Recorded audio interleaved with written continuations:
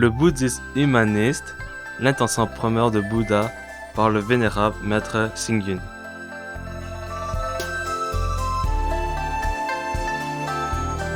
« 5.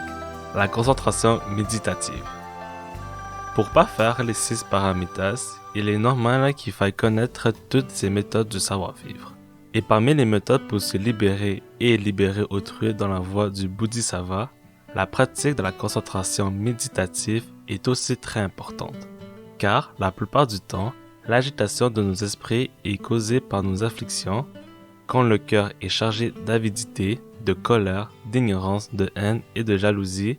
Comment avoir envie de faire quelque chose pour pouvoir apporter joie et profit à autrui? Aussi longtemps que les pensées illusoires et l'avidité persistent, le cœur reste agité. Alors, comment peut-on aider les autres ou leur rendre service?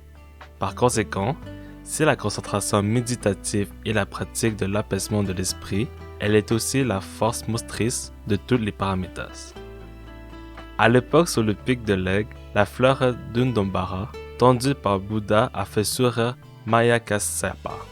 On peut dire que ce sourire a fait pétiller les étincelles du monde, les infinies vérités de la vie et les merveilleux propos et ouvrages de Chan dans la culture chinoise. On peut se demander si le Chan doit être actif ou passif. La réponse est nette. Il doit être actif et non passif. La plupart des gens croient que méditer, c'est quand les yeux contemplent le nez et le nez le cœur. C'est rester imperturbable comme le vieux bonze dans le recueil de la contemplation. Faute de quoi, il est difficile d'atteindre la bouddhité.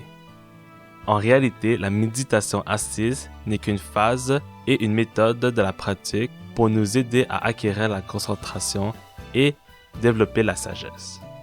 La vraie signification de Chan doit être le plein entrain. Il est dit, le Chan c'est porter une charge de bois, des seaux d'eau, boire, manger, marcher, être debout, s'asseoir, s'étendre. Que l'on parle, qu'on l'on garde le silence, qu'on soit actif ou immobile, qu'on ouvre de grands yeux ou plisse les paupières, tout est Chan. Le Chan, c'est faire face avec insens à tous les phénomènes du monde.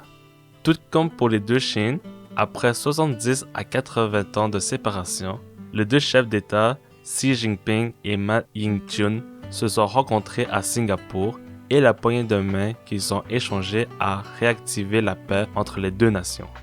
On peut considérer que cet acte est la manifestation de l'esprit Chan du peuple chinois.